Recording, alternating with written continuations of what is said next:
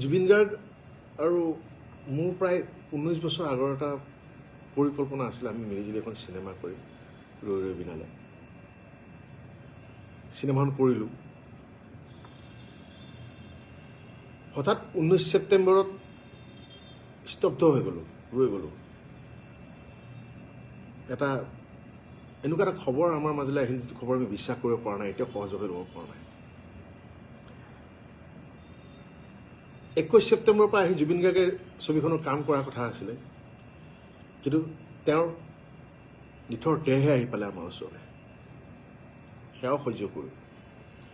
গুৰু দায়িত্ব পৰিলে 31 তাৰিখে ছবিখন ৰিলিজ কৰিব লাগে। 19 বছৰৰ পৰিকল্পনা কৰি যিটো পৰিকল্পনা কৰি আছিলোঁ, 31 অক্টোবৰত ছবিখন ৰিলিজ কৰিব লাগে, সেইটো জুবিন গাৰ্গৰে সপোন আছিলে, লক্ষ্য আছিলে 31 অক্টোবৰ। 31 অক্টোবৰ তাৰিখে দিন ৰাত টোপনি ক্ষতি কৰি পৰাণ বৰকটকী, ৰাহুল গৌতম শৰ্মা, আমাৰ প্ৰযোজক সামন্ত গৌতম, মই, দেৱজিৎ চাংমাই, আমাৰ অমৃত, সকলোৱে মিলিজুলি, সুমন দুৱাৰা, সকলোৱে, আশ্চৰ্য, চিন্তু ফুকন, সকলোৱে মিলিজুলি অশেষ কষ্ট কৰি 31 তাৰিখে ৰাইজৰ মাজত ছবিখন ওলাই দিলোঁ।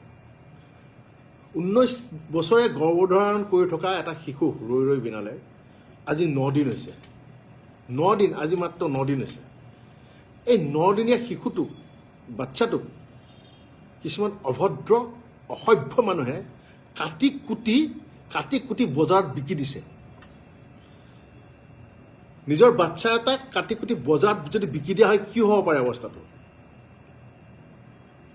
এয়া কিবা ছাগলী আৰু গাহৰি মুৰ্গীৰ মাংস নেকি চিনেমাখন? কাটি কুটি যে বেছি আছে আপোনালোকে, লাজ নাই আপোনালোকৰ? যিসকলে পাইৰেচি কৰিছে মই তেওঁলোকক কৈ আছোঁ, এয়াই নেকি আপোনালোকৰ এজন সত্তাৰ প্ৰতি শ্ৰদ্ধাঞ্জলি? তেওঁৰ মৰমৰ সপোনক এই শ্ৰদ্ধাঞ্জলি জনাইছে আপোনালোকে? এই যে কৰি আছে, বিশেষকৈ কিন্তু আমাৰ অসমৰ মানুহে কৰি আছে, সেইটো এটাকে বেছি দুখ লাগিছে।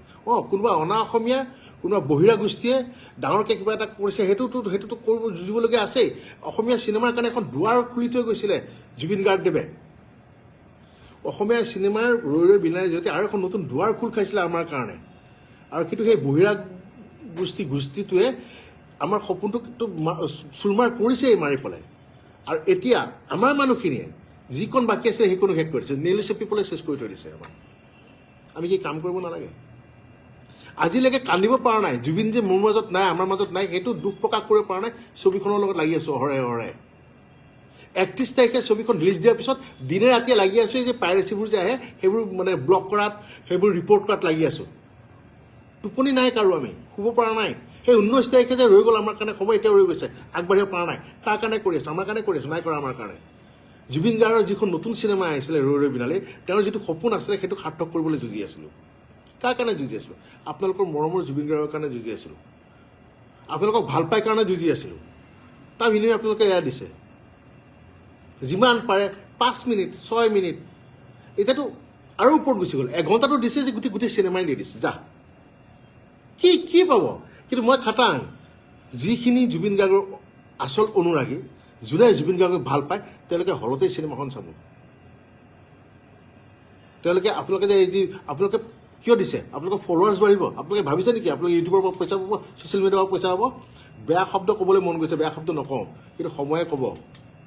যেনেকৈ জুবিন গাৰ্গৰ এটা ডাইলগ আছিলে চিনেমাখনত, সময় মই বৰ ভয় কৰোঁ, আপোনালোকে শিকক সময়ক ভয় কৰিবলৈ। সময়ে আপোনালোককো এনেকুৱা এটা জেগাত লৈ গৈ থৈ দিব, তাৰ পৰা আপোনালোকে উঠিবলৈ পাৰ নাপাব। অসমীয়া চিনেমা ইমান কষ্ট কৰি, প্ৰত্যেকজন কলা কুশলী শিল্পীয়ে, আৰ্টিষ্টে ইমান কষ্ট কৰি আছে অসমীয়া চিনেমাৰ কাৰণে। অকল মই ৰৈ ৰৈ বিনালে বুলি কোৱা নাই, প্ৰত্যেকখন অসমীয়া চিনেমা এতিয়া যিমান আহি আছে, আপোনালোকে কয় আমাক, হাঁহে অসমীয়া চিনেমা বনাইছ, আমি কিয় অসমীয়া চিনেমা চাম? চাউথৰ ছবি চাম, অমুকৰ ছবি চাম। কি ছবি চাব চাউথৰ ছবি? এয়াহে আপোনালোকৰ, এয়াহে গুণ। 9 দিনীয়া বাচ্চাটোক কাটি কুটি বজাৰত বিকি দিছে আপোনালোকে। নিজৰ বাচ্চা হোৱাহে আলফুলে যে ৰাখে, আমিও আলফুলে ৰাখিব বিচাৰোঁ আমাৰ বাচ্চাটোক। কিন্তু এটা আপোনালোকৰ বাচ্চা নহয়, জুবিন গাৰ্গৰহে বাচ্চা আছিলে। এই ৰৈ বিলাকত লাগি থকা আমাৰহে বাচ্ছা আছিলে, আপোনালোকৰ থৰি বাচ্ছা নেকি? সেইকাৰণে যিমান পাৰে কাটি কুটি বিকি আছে বজাৰত। এই যে কৰি আছে ভাবিব কথাবোৰ। আপোনালোকে ৰৈ বিনাল এখনক কাটি কুটি পাইৰেচি কৰি থকা নাই, আপোনালোকে ৰৈ বিনালত অনিষ্ট কৰি থকা নাই, আপোনালোকে নিজৰ লগত অনিষ্ট কৰি আছে, নিজৰ সংস্কৃতিৰ লগত অনিষ্ট কৰি আছে, নিজৰ সংস্কৃতি পথাৰখনত কুঠাৰ মাৰি আছে। আপোনালোকে কি পাই আছে?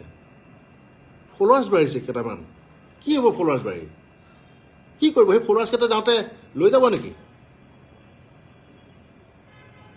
ক'ত নিব? যিয়ে কৰক, জুবিন ক্ষেত্ৰত গৈ কিন্তু আমি জুবিন গাৰ্গকে বিচাৰিম, তেওঁৰে সান্নিধ্য পাবলৈ যাম।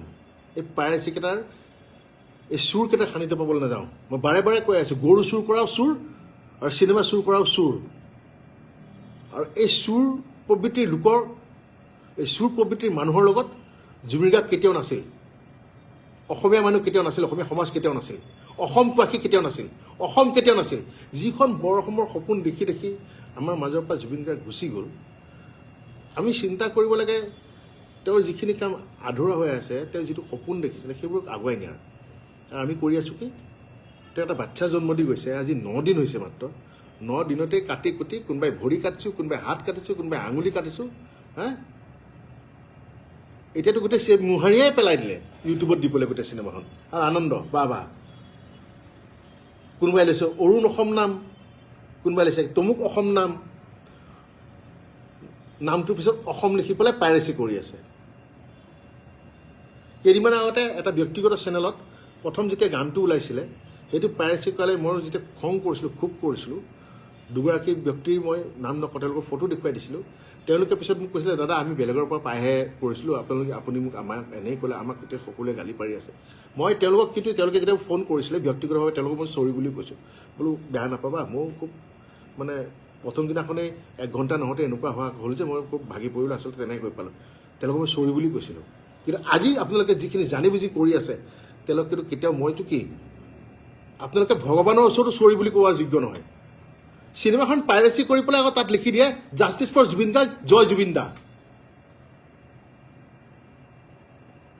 কি এইটো?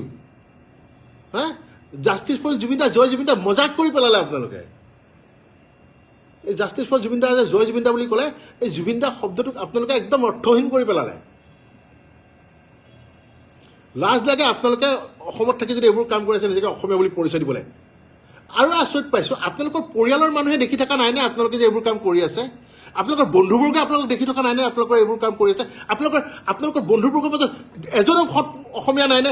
এজনো সৎ অসমবাসী নাইনে? এজনো ভাল জুবিন গাৰ্গক ভাল পোৱা মানুহ নাইনে? যোন নেকি বাধা দিয়ক আপোনালোকক যে নকৰিবি ভাই, এইখন জুবিনৰ চিনেমা, এইখন অসমীয়া চিনেমা, এইখন অসমবাসীৰ চিনেমা। সেনেকুৱা এজনো ওলোৱা নাইনে এতিয়ালৈকে? আমি নাজানো কোনে কৰি আছে, জানা হয়তো নকওঁ শব্দটো, জানা হয় কি কৰিলোঁ হয় নকওঁ। বহুতে কমেণ্ট কৰি আছে, দুখিত। মই মোৰ কথাখিনি কৈ দিওঁ, মই আপোনালোকক ৰিপ্লাই দিব পৰা নাই।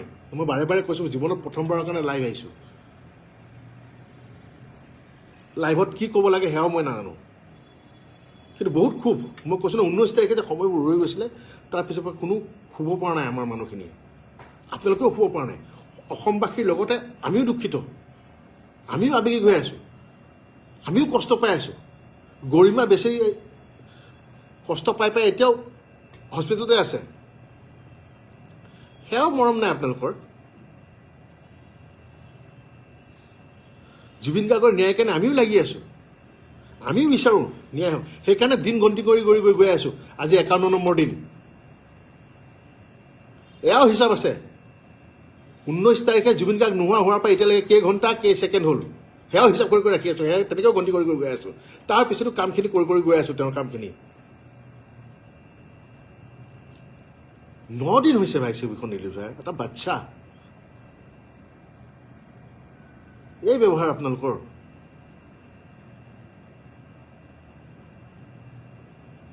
আমি নাজানো কোনে পাইৰেচি কৰি আছে, আপোনালোকৰ আমি প্ৰফাইলবোৰহে দেখা পাওঁ, তাততো আপোনালোক চব ফেক। কলিজা থকা হয় সঁচা ID দিলে হয়,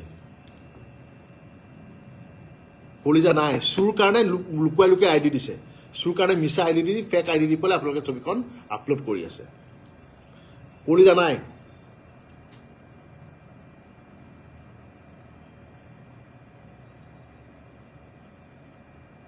বুজিছে নহয়, কলিজা নাই। আৰু আটাইতকৈ বেয়া লাগিছে আপোনালোকে যিখিনি পাইৰেচি কৰি আছে, আপোনাৰ পৰিয়ালৰ মানুহে, আপোনাৰ ঘৰৰ মানুহে কিন্তু জানে যে আপুনি সেই কামটো কৰি আছে। আপোনালোকক সেই ঘৰৰ মানুহখিনি আপুনি বুলি কিয় কৈ আছে? তোক সেই ঘৰৰ মানুহখিনি কিয় বাধা দিয়া নাই মই বুজি পোৱা নাই। তোৰ বন্ধুবৰ্গে কিয় মানা কৰা নাই সেইটো মই বুজি পোৱা নাই।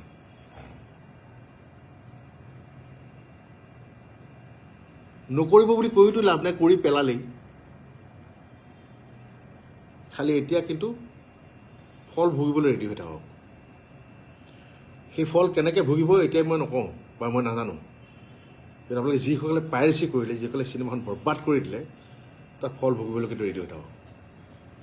আজি যে এই কামটো কৰিছে, আপোনালোকে ভাবিছে নেকি অকল আমি আঘাত পাইছোঁ? নহয়, অসমৰ ছবি জগতত যিমানখিনি মানুহ জড়িত হৈ আছে, এই সাংস্কৃতিক জগতখনত যিমানখিনি মানুহ জড়িত হৈ আছে, ছবি ভাঙি পৰিছে। বহুত পৰিচালক প্ৰযোজকে সিদ্ধান্ত লৈছে যে তেওঁলোকে আৰু অসমীয়া ছবি নকৰে। বঢ়িয়া, এতিয়া চাই থাকিব চাউথৰ চিনেমা, তাই গালি পাই থাকক আমাক, তহঁতে অসমীয়া চিনেমা কৰিব নাজানো। অসমীয়া চিনেমা কোনে চায়? চাউথৰ চিনেমা চাব। সেয়েহে প্ৰথমতে অসমীয়া বুলি কৈ থাকিলে নহ'ব।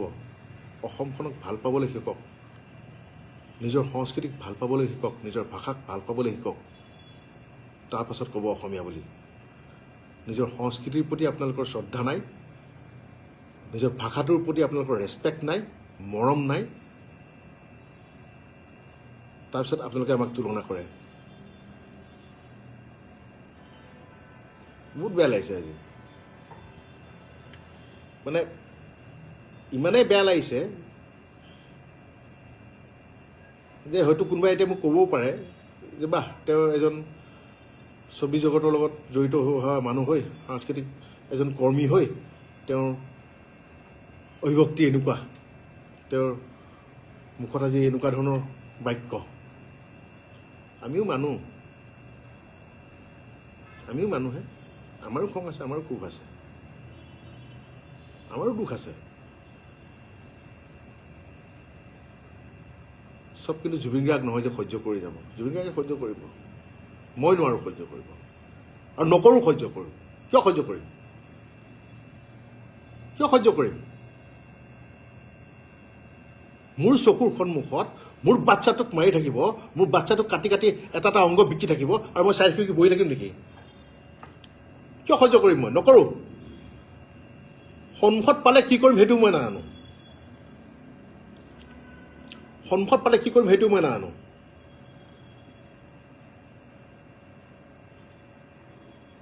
আপোনালোকক অনুৰোধ নাই কৰা, যিবিলাকে পাইৰেচি কৰি আছে এইবোৰ ডাউন কৰি দিয়ক। ডাইৰেক্ট দাবী দিছোঁ, অৰ্ডাৰ দিছোঁ, ধমকি দিছোঁ, যিমান পাৰ সোনকালে এইবোৰ বন্ধ কৰ, নহ'লে কিন্তু কথা বিষম হ'ব। এইবাৰ গোটেই ছবি জগতখনকে মোহাৰি দিছোঁ। যিমান কেইজন প্ৰযোজক পৰিচালক আহিছিলে আগুৱাই আকৌ অসমীয়া চিনেমা কৰিম বুলি, চব বেকফুটত গুচি গ'ল। আজি 3 দিনৰ পৰা চব বেকফুটত গুচি গ'ল, নকৰোঁ বুলি চাৰেণ্ডাৰ কৰি দিছে। শ্যামন্ত গৌতম, জুবিন গাৰ্গৰ বন্ধু, জুবিন গাৰ্গে তেওঁ ভাল কাম কৰি আছিলে বেংগলত, মাতি আনিলে ছবিৰ কাৰণে, তেওঁ আহি গ'ল অসমীয়া ছবি কৰিবলৈ ইয়াত জুবিন গাৰ্গৰ লগত। জুবিন গাৰ্গ আমাৰ মাজত নাই যদিও তেওঁ কৈছে হ'ব, তেওঁৰ যিখিনি সপোন আছে আমি পূৰা কৰি যাম, আমি কাম কৰি যাম, অসমীয়া চিনেমা কৰি যাম। কিন্তু এই পাইৰেচি দেখি তেওঁ আজি 3 দিন হৈছে কৈছে নাই, মই কিয় কাম কৰিম? যিজন বন্ধুৱে মোক বিচাৰিছিলে তেওঁৰ লগত কাম কৰে, সেই বন্ধুটো নাই। আৰু তেওঁৰ সৃষ্টিকো যদি এই আজি 5 দিন 6 দিনতে এনেকুৱা অৱস্থা কৰিছে, মই আৰু কি বুলি পেলাই কাম কৰিম? নালাগে, মই গুচি যাওঁ আকৌ।